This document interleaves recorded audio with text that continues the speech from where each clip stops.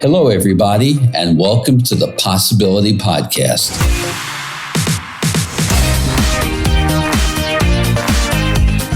I'm your host, Mel Schwartz.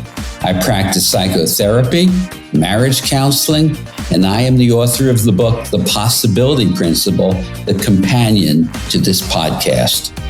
I hope to be your thought provocateur, and I'll be introducing you to new ways of thinking and a new game plan for life.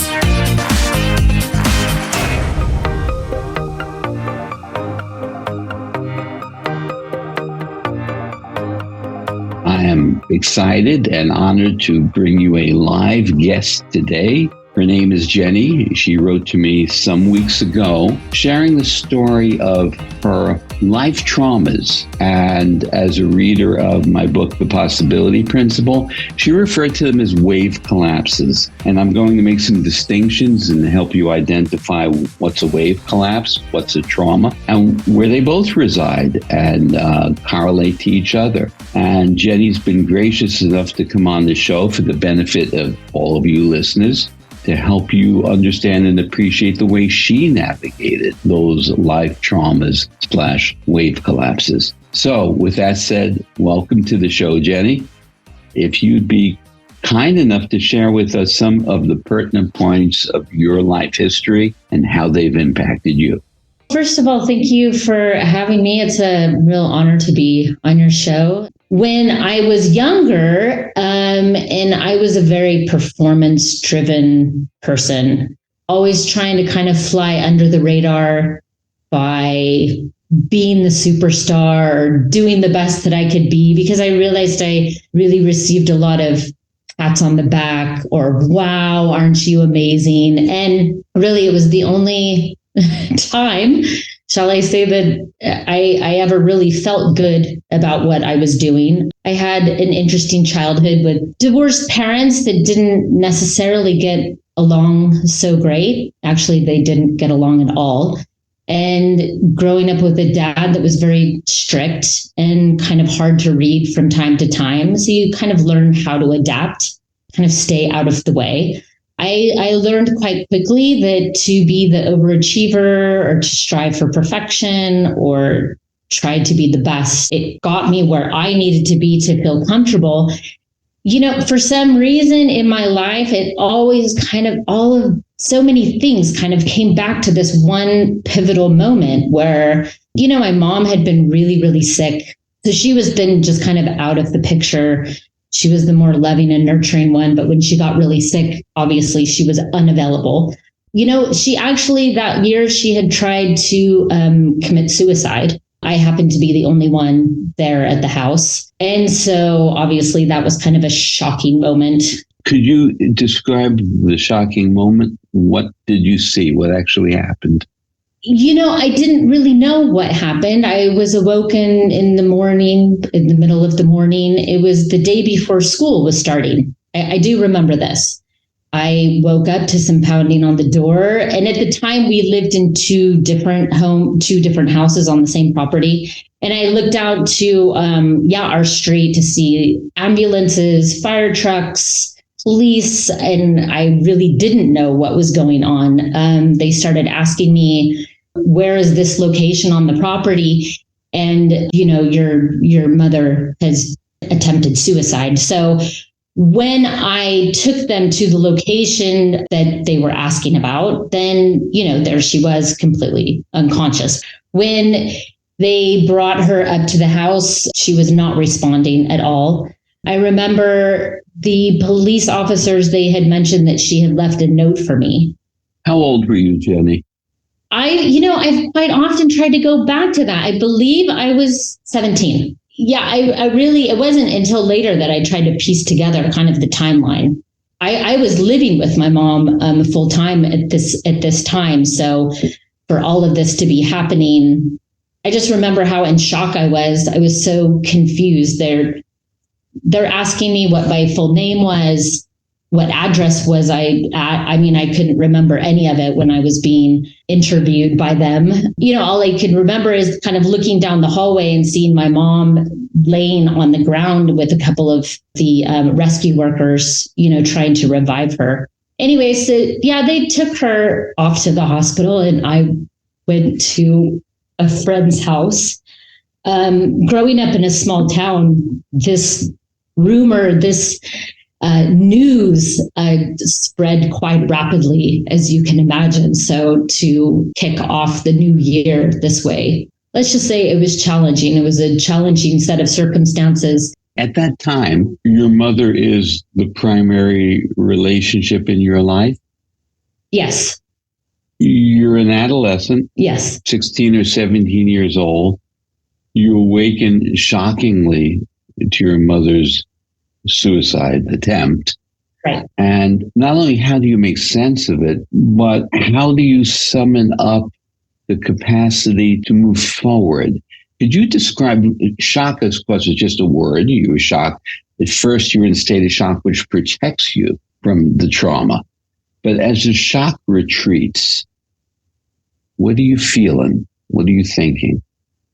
Yeah, I mean, one of the things that went through my head is, what are other people going to think? I mean, this is, I couldn't believe that there would be any reason, for example, to even write me a note and apologize. I mean, thank God she ended up being revived and she went to the hospital.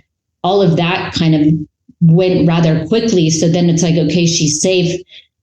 But now what does my life look like? Because we knew that she was probably going to be entered into a mental hospital of some sort, which means I couldn't stay with her any longer.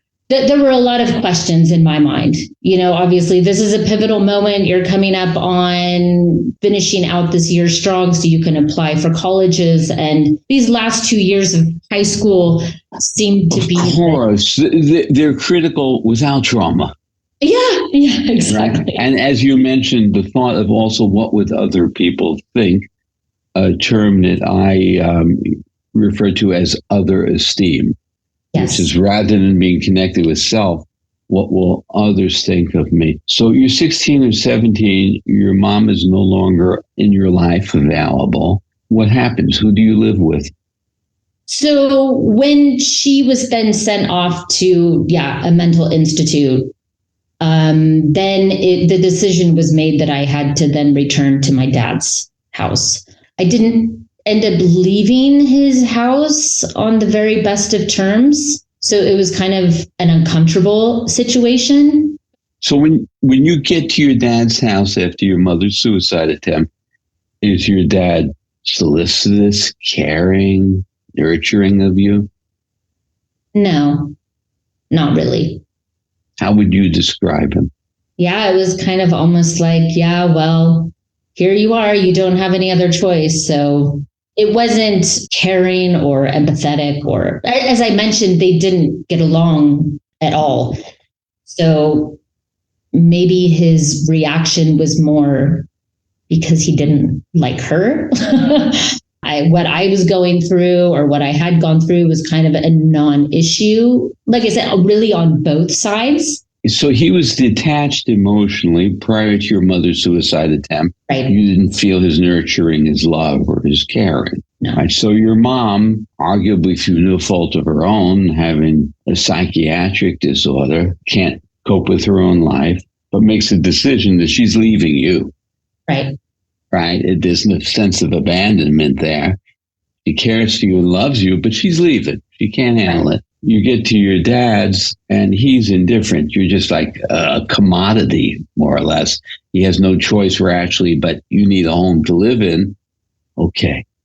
So for listeners who aren't familiar with the term wave collapse, what I write about in my book is that there are things that happen in our lives which are very acute, like a suicide attempt, or drip, drip, drip, like your dad's message of, you're not worth my love and attention and devotion, which is a more chronic wave collapse. Suicide is acute. So wave collapses are when our identity becomes frozen in a moment in time, and it shapes and informs us. And typically, regrettably, it limits us and confines us, what I call confining wave collapses. Clearly, your mother's suicide goes beyond that. It's a trauma to your being. So let's move forward now with What's your life like with your dad? And what's the next trauma or wave collapse to come? So I continued to do what I normally did when I'd lived with my dad prior, just stay under the radar and be the best that I can be. I think the next, or the confining wave collapse, the way I would see it as a wave collapse, because it was a very defining moment. It did keep me frozen, and still from time to time does. In that same year, as I had mentioned, it was a big year to be submitting college applications and whatnot. I had performed and excelled to a point that I was at the top of my class with a lot of my friends. Everybody else is also excited about sending off college applications. And I'll never forget, because again, my mom's still sick and my stepdad is taking care of her. So I'm just kind of doing what I need to do to survive. And I remember bringing to him a few of the college applications. I think that fee for submitting them was somewhere around $25 to $30 per application. And it was at this point that he told me that I would not be going to a 4-year college with no discussion. There was just matter of fact. It was matter of fact, and it had nothing to do with me living with my mom full time. It had nothing to do with any of that. The agreement had always been that he would pay for college, and I had performed in such a way that I could have gotten into many different colleges with the right support. But to have somebody just completely shut you down, I didn't have any words, and I could never really talk to my dad, even if I had these feelings inside of, well, this is, what do you say? This is not fair. I was completely. So you were literally speechless. You couldn't summon your voice and express how you felt. So that's significant. There's this harsh, cruel reality. I'm not paying for 4-year college. But then there's the subordination, the loss of your own voice. Like, what? Right. That's not fair. In other words, the voice of a 17-year-old or anyone in that moment to say, can we talk about this? How do we work this out? He had no feeling. He just delivered a 1-sentence statement of fact, as though you'd have no feelings or he had no regard for your feelings. Yeah, I just felt completely crushed. All my aims, all my goals, everything had just been thrown right out the window. And riding on top of everything that had happened with my mom just, some months before, then I started thinking, like you said, what are the others going to think? All of my friends are talking about colleges. It was a total feeling of humiliation when somebody said, oh, well, what colleges are you applying to? And maybe it doesn't seem like a big deal to many that I explained the story to, but I just know that for me, it changed my life. It really did. I completely went from high achiever, teacher's pet, whatever you want to call it, to completely rebellion. I was angry. I was just angry. I had no voice. I had nobody to help me. I had nobody to say, hey, maybe there's another solution. Or, there was no support, nothing. And I held on to that for a really long time. So you rebelled, Jenny, and actually found a voice through the rebellion. You didn't express your anger or your upset to your father.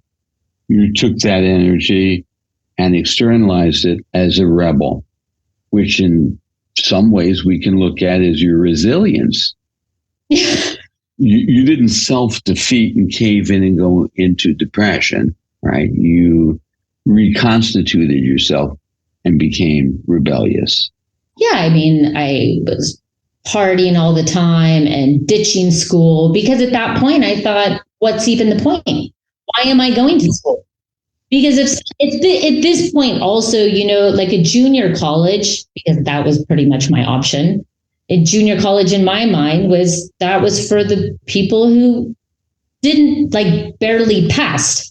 And then I was going to be lumped in with this group. It didn't seem right. And I I completely rejected the whole idea. So let's talk about identity for a moment. The identity you had, which gave you buoyancy and resilience through your mother's suicide attempt and the absence of her actively as a mother, was your passion for academics and academic achievement. It's how you identified yourself. Mm-hmm. And then again, without warning, without knowing it was coming, for the second time in your life, that sense of identity was stripped away from you without real explanation. And it's left again with this question of, who am I if I am not the successful, high-achieving student? And that's been removed through no fault of my own. Not that my grades changed. Who am I? So trauma number 2 in your life. And you partied. That was the rebel you're speaking of. So did you end up attending junior college? No. I wanted nothing. I just wanted to leave. I wanted to be as far away from everybody as possible. I think this is a natural desire. Because I was young and it was all very confusing. And as you mentioned, my identity was completely stripped. I didn't even know what to do with myself. So I ended up working, not in any positions that I thought were amazing, but just to be out on my own and not have to rely on anybody. Did you move away from the town you had been living in? Yes. So I bounced around and lived in a couple different locations, mostly, beach cities, always in and out of relationships. This was also interesting. I would imagine it would be hard for you to trust relationships. I did have a huge issue with trust.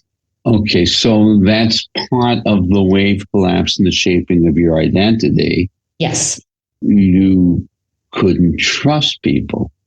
Your mother and your father abandoned you in different ways.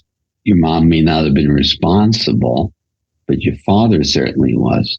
So your core experience in life is that your parents didn't care or traumatized you in one way or the other. So as a result, you didn't trust relationships and your self-worth suffered.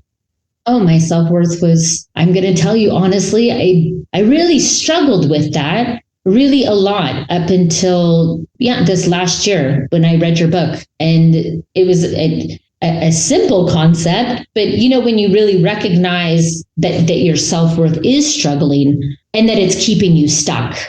I was stuck for so long. It's like even carrying it on into my work experience. If my work ethic was in question, if I thought people didn't think I was doing a good job, or if I was up, at the top of my level, it really affected me in really bad ways. Like I would be hijacked for like 3 months at a time in kind of a depression and not really even understanding what was going on, what I was even responding to.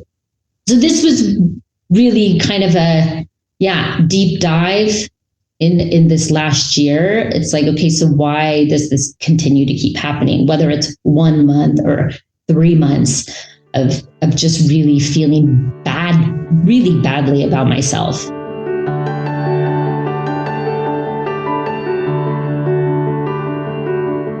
I'd love to show you my appreciation for your subscribing to and rating this podcast by offering you a gift to one of the following: The Power of Mind, a live talk that I gave, or one of my digital ebooks, Creating Authentic Self-Esteem, Overcoming Anxiety, or Raising Resilient Children, and lastly, Cultivating Resilient Relationships. Once you have subscribed, please send an email to mel@melschwartz.com and just let me know which gift you'd prefer.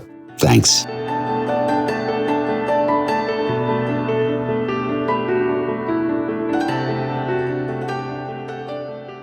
How did that feeling badly about yourself then impact you? I know you have much more to your story now, which is, how did that impact you in terms of choosing a partner, choosing a husband? So I was married. At what age did you get married? I was 31. This was my second marriage. I had gotten married at a really, really young age. Imagine that. I quickly realized that it, was not working. And so, carried on with my life in a confused state, not, just living, just surviving. Finally, it was about, I was 31 and I got married, and I had remembered, like, 2 years prior to that, I was thinking to myself, wow, all my sisters are married. They're all having kids. Some of my sisters are younger than me. And it really kind of made me look inside and go, wow, nobody's going to want me, and I'm not lovable. And, wow, I'm not married. I'm the only one that's not married. So, you almost kind of just start looking. And so I ended up getting married. I ended up getting married to someone who I just thought was absolutely amazing. And then shortly after we were married, kind of started, you would start seeing a few little red flags here and there, but we're just going to push those to the side and ignore them. But, I have 3 wonderful kids, and we were nearly married 10 years, but really having a hard time the last couple of years. Prior to another major trauma, I had found out, and, once again, even in the marriage, and even with kids, I had taken what I had learned in my adolescent and younger childhood stages, is to really excel, be the super mom, be the super wife, do everything perfectly. So from the outside looking in, how amazing everything is. And really on the inside, I felt like I was falling short. When I had found out that he had cheated on me, for really because of a sixth sense. It was that little voice. It told me something is off. There was no major incident. I just knew something was off. You just intuited it. And I followed that intuition, and lo and behold, here are some messages that I really didn't need to be seen. And, this was a crushing moment for me, because I really felt like I had done everything to hold everything together. I was kind of the glue for, the family, so to speak. And so when it came down to the simple fact that he just didn't get enough sex, that's what it came down. That was his explanation. This was the explanation, that they had actually, this woman and him had made a decision that they really both just love sex, so they would just have a ton of sex. And it was so, now that I think about the conversation, it was just, wow. Once again, there were no words. I mean, how do you even... Had your former husband ever complained to you that he wasn't having enough sex? No. Oh, so it was a secret that he was discontent. So after this, once again, I really went into a depression. I was really drinking a lot. I just couldn't shake the feeling that, wow, I'm just nothing. So the third time in your life that there's this wave collapse of, I don't matter, I don't count, your words, I am nothing, right? Your mother tries suicide. Your father shunts you aside and says, junior college, don't care about your talent, your intelligence, your perseverance, irrelevant. You're not going to 4-year college. And your husband, former husband, creates a story, wasn't having enough sex. So for the third time in your life, now you're in your 30s, 40s at this time? It was actually, I found out, I remember a couple months before my 40th birthday. Pivotal, just like your mom trying to take her life at the age of 17. Pivotal moments, applying to college. So just before your 40th birthday, you're left again with this acute horror of, I wasn't having enough sex. That's why I did it. No accountability or responsibility on this part. No compassion or empathy or feeling for you. Third trauma, third major acute wave collapse in your life. So please continue from there to what happens next of significance. Yeah, I tried really my best to get over it, to work on the relationship. I didn't know exactly what I was working on because he's the last person now that I want to have sex with after pretty much there's just nothing there. It was about, I'm going to say a year later that maybe his guilt kind of started wearing off. He was a little bit of a narcissist. So the guilt kind of started wearing off. So then it's kind of like a few of those kind of red flags kind of started coming back, in terms of just how he would speak to me and kind of cut me short, just completely disrespectful. Like you would never speak that way to someone you love, period. And, we had been to a marriage counselor. And so I ended up going back to this marriage counselor and I said, do you mind if I just kind of start meeting you one-on-one, because I'm really trying to work some things out. And this is kind of what's happened since we went to marriage counseling, the whole cheating thing. And I was really trying to just work my way through it in hopes that I could get past my fear or mistrust or whatnot. Well, what ended up happening after, going to this same therapist for about 10 months is I finally had come to the conclusion, not that I wanted to work on the relationship, but that I was really done. And for me, it was kind of a relief. You feel like you've really worked through it. You've put the energy and effort. And just, to come to the realization that I was done. So moving forward, I had a business trip coming up. So I hadn't really talked to him about this revelation that I had. And so I went on this business trip and I ended up meeting somebody who did make me feel special in so many different ways. I mean, on a professional level, I already knew him. It wasn't like it was just a one night thing. At the end of the day, it was almost the conclusive, okay, I really am done. Now I can't go back because now I've done the same thing that my husband did to me. Okay. So this is kind of a child's game, so to speak, but I felt really bad about what had happened, but I didn't regret it, if that makes sense. Yes. Let's pause for a moment there. You felt really bad about what happened. That's on an objective level of conscience and behavior. Right. But you didn't regret it because it gratified a deeper part of you. You were feeling affirmed. Right. Okay. So that dissonance is important, and important for our listeners because there's a complexity there where things are not simply at times right or wrong, black or white. They're not black or white, and as you said, not either or. It felt really good to be affirmed and to feel really, really I great. matter. Exactly. Right? And I came back from this trip with a different energy.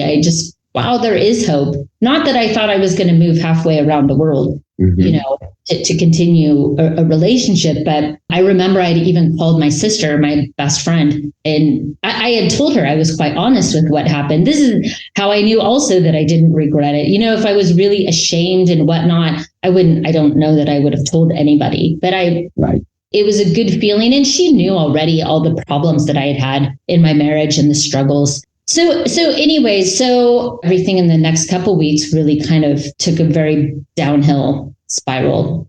I don't even know. I can't even find the words to explain, but I ended up telling him what had happened because I just thought, okay, this is going to be, I've already made my decision that I don't want a marriage, but this will be the finite. There is no, now you know how it feels kind of thing.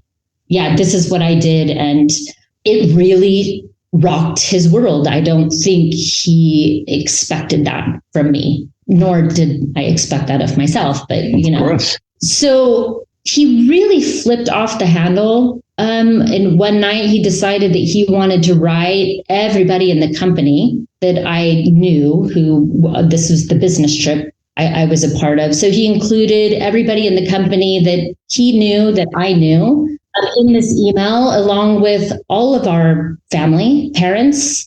So he was going to sabotage your entire world and life. Basically, this was the aim.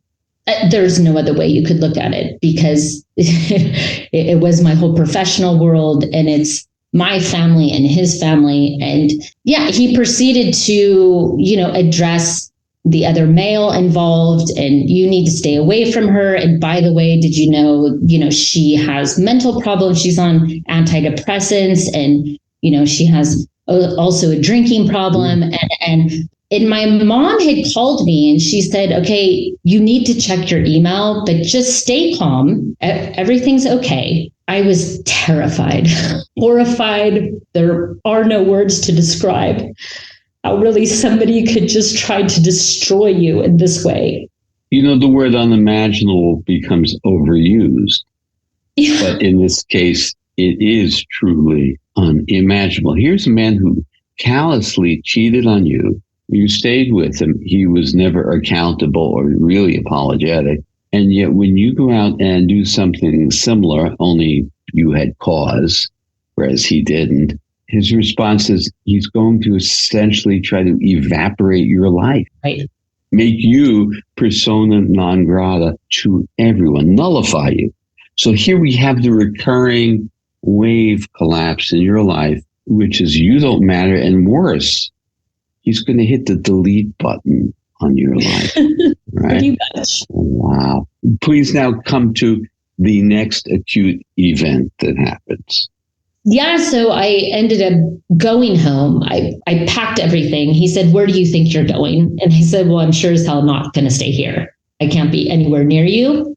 You have the kids for the next day. You figure it out. So I left because at this point, I really didn't know what I was going to do.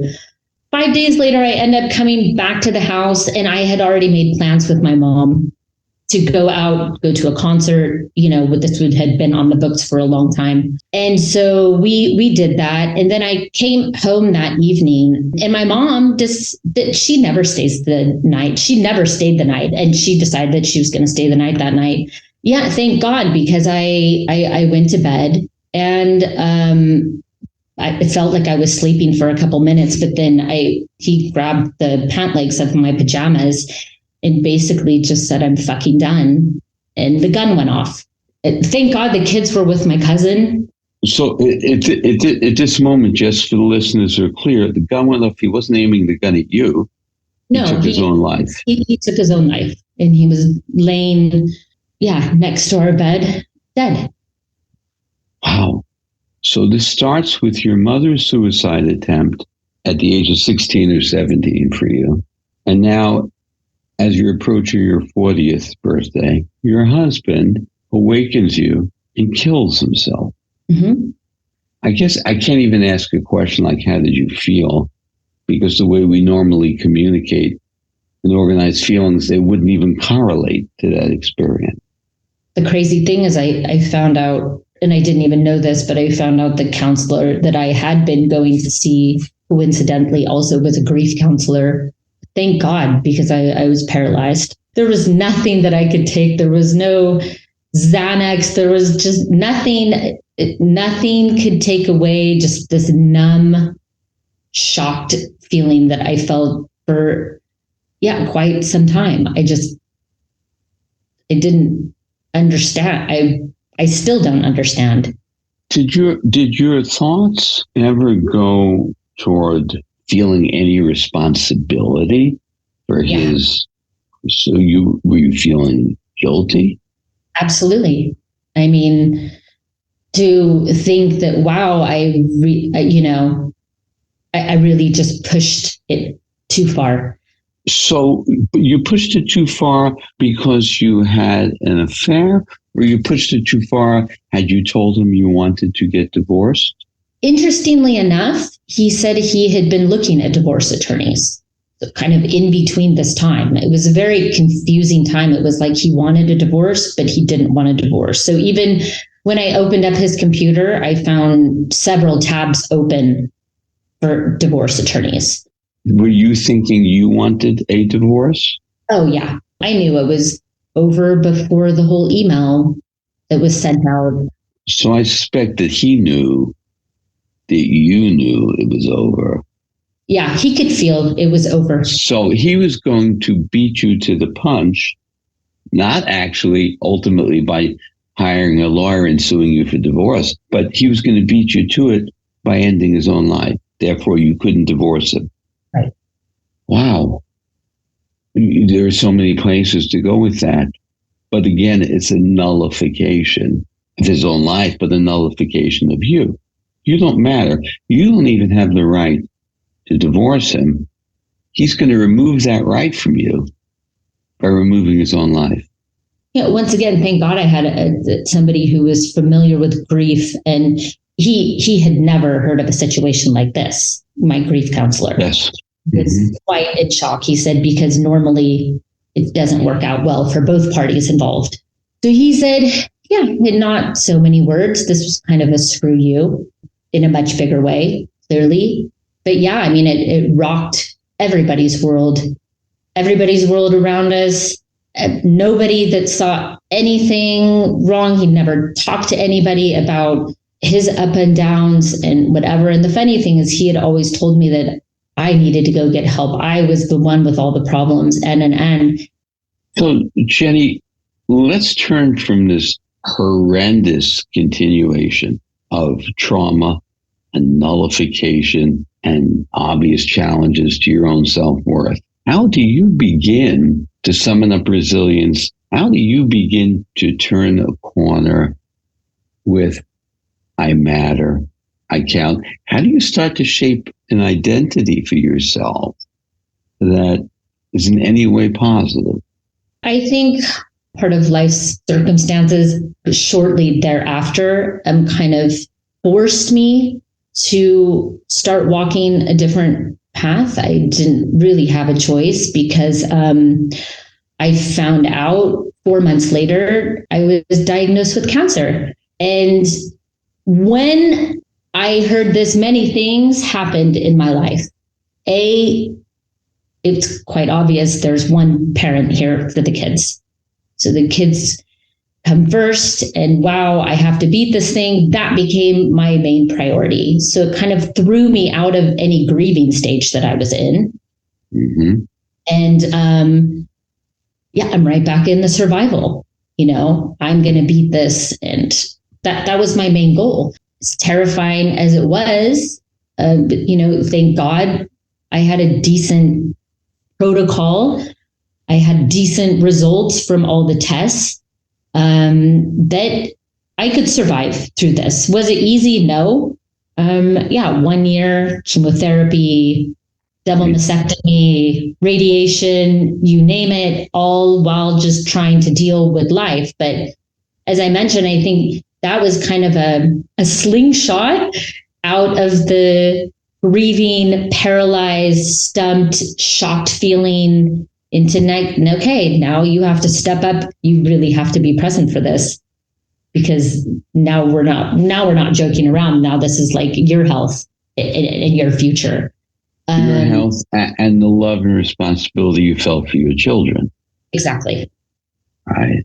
Which ironically is what your mom was incapable of because of her depression, and your father just was devoid of that capacity, as was your former husband. Exactly. As I mentioned, our whole community, everybody was just in a world of shock when everything happened. Then when they found out I was diagnosed with cancer, it was kind of like I was just surrounded by many loving people who just wanted to help and be there. Because when everything happened with the suicide, I think people felt paralyzed. They didn't really know how to help. They didn't even know what to say. But with cancer, okay, we can be there for you. We can do this. We can do that. I really felt the love and support there. And, this just helped me grow through a lot. As I mentioned, grateful for the therapy and the therapists in the world, and having that relationship with a therapist prior to all of this happening, because I don't know that I could have gone through it and come out the way that I did with some resilience, because my current therapist that I have now, she just quite often says, like, wow, you're really one of the most resilient people that I've met. I don't honestly know how I was able to get through a lot of what I got through. So in that resilience, it seems like it's not just getting through. It's not simply being a survivor. Right. It sounds like there's a piece to your personal narrative in which you're able to reach down somewhere in yourself and start to create a new sense, a better sense around the question of who am I? How do I want to experience my life? I've written that who am I is the wrong question because it provokes a fixed, specific answer. And in your life, to a certain point, that would have been a negative answer. The turning for you was, who do I choose to become? How do I want to experience my life? How do you free yourself from the trap of the traumas and the wave collapses? Can you, it may be an unfair question because you may not be able to pull it out and identify it, but you have an adaptability in terms of your own identity and self-worth that allowed you to rethink who I choose to be. Do you have any sense of how you do that? I mean, I think even in the last recent years, I really struggled with, when I felt that I was being judged, when my work ethic or ability to perform, if any of that came into judgment, I felt crippled. I didn't really know where it was coming from until after therapy. And then, once again, then reading your book, it kind of put everything together. I really did go back to that moment when my whole world was crushed with college and my mom's suicide and all of that, and realized that had such an impact on my life moving forward. And then I think what I really, really recognized is that after all of these traumas, wave collapses, I was running. I was constantly afraid. I was constantly afraid of what the future holds for me, always waiting for the other shoe to drop. So maybe I was just running really fast to where that was part of my resilience. I just didn't want to stop. I knew something else bad could happen. But this is really where, just coining the phrase here that you says, the embrace the uncertainty. That's just what I was thinking at the moment, which is your shift was, instead of running from the uncertain in fear, you turned and welcomed it in. Right. So that's your answer. This was the pivotal moment for me. And this is all within the last year. I mean, I've had lots of therapy since everything happened. And I always I would do well and then really come crashing down, really do well and really not know where these crashes were coming from. And they were a little terrifying. I would find myself in really dark places. But then, like I said, just realizing that I was, my self-worth was really my self-worth, my well-being, the who am I, it all depended on this identity that I had for myself around what I did, not who I was. And so when you take that piece out of the picture and realize that I'm loved by so many people without that, and then you stop running for a moment and just be present. Yes. This was life-changing for me. So your message then to others is, don't run, slow down, and welcome it in. And there's another piece here, the judgment piece, which comes up often in your narrative, which is the awareness, I suppose, that you're not going to grant to other people the right to be your judge. They can think what they will. You see, it's really that you were judging yourself and then projecting that judgment onto others. People have opinions. We all do, but they're not your judge. And so freeing yourself from the illusion of judgment allows you to embrace the uncertainty, just be, and navigate your path. It's a remarkable story, Jenny, of resilience and courage in the face of trauma after trauma after trauma. You should be not only pleased, but proud of yourself. You should be giving yourself a big hug and pat on the back and saying, wow, look what I have done And I look forward to the rest of my life to see how much more of that I can bring in to my relationship with myself. It is both a horrific, life-defeating, and life-enhancing, beautiful story you've had. Perhaps you ought to write a book or give a TEDx talk or something to share this with more people. Of course, coming on to my podcast and sharing your story with my listeners is a wonderful start.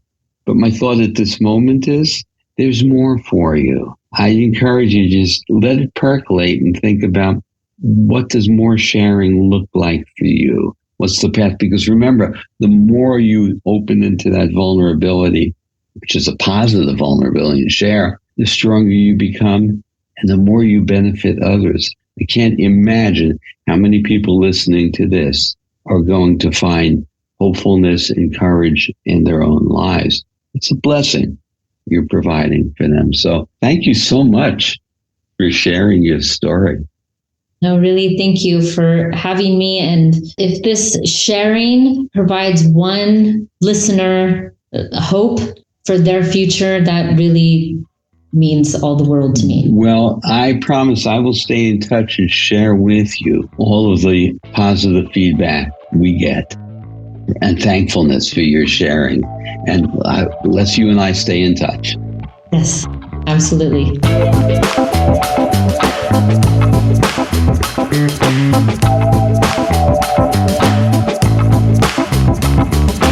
I hope you enjoyed this episode of the Possibility Podcast. I welcome your feedback on this and any episode. Please send me an email at mel@melschwartz.com or leave a comment in the show notes for this episode at melschwartz.com. If you like what you're hearing, please take a moment to rate and review the show at Apple Podcasts, Spotify, or wherever you get your podcasts. Your reviews really help boost the visibility for the show, and it's a great way for you to show your support. Finally, please make sure to subscribe to the Possibility Podcast wherever you listen to podcasts, and that way you'll never miss an episode. Thanks again, and please remember to always welcome uncertainty into your life and embrace new possibilities.